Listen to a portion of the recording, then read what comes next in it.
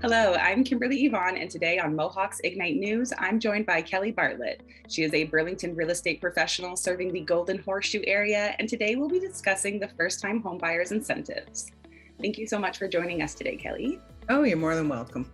Kelley, there are many students who are hoping to buy their first home one day, and as potential first-time home buyer, what kind of incentives is there access to?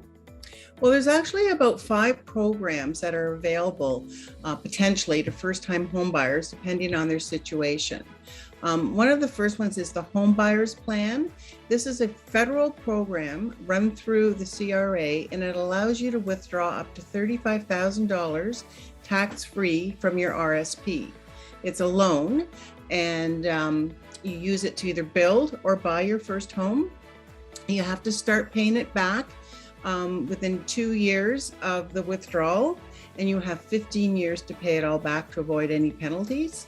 And then anything that's unpaid at that point will then be treated as taxable income. The GST, HST new housing rebate, that's another incentive that allows you to recoup some of your tax expenses if you're buying a new construction property where HST would be involved. Another one is the first-time home buyer incentive. This is a shared equity mortgage with the Government of Canada, and it's overseen by the Canadian Mortgage and Housing Corporation, CMHC, whereby new buyers can claim 5 or 10% of the property's purchase price to put toward a down payment. This amount is paid back within 25 years or when the property is sold. But the thing is, it's paid back, it's equity. So it's paid back at the price of the home at that time. So obviously houses increase in prices over the years, so that 5% is no longer the same 5% it was at the start. So you're ideally best to pay it off sooner rather than later. Unless, of course, the market dips and the equity is less, then you're paying less back.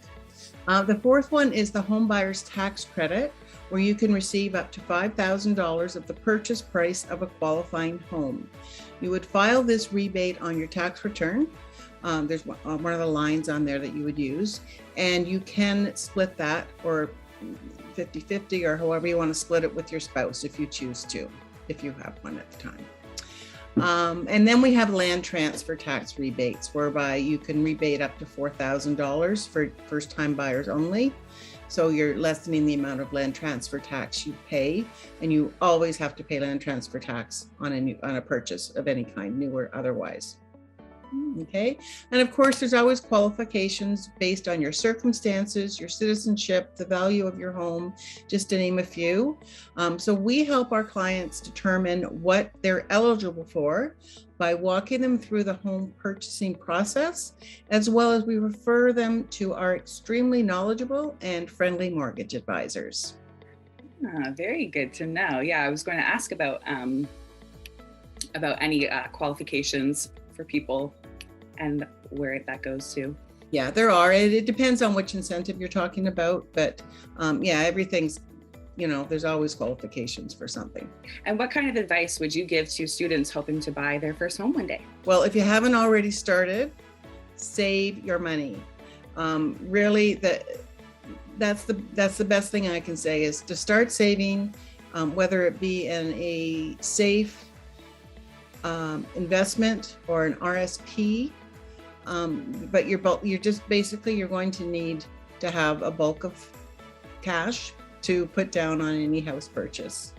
Really, I recommend you get that RSP and or some tax-free savings accounts and just start saving. Perfect. Thank you. There you have it, students. Go ahead and start saving.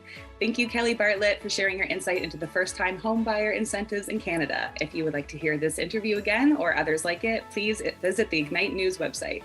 For Ignite News, I'm Kimberly Yvonne.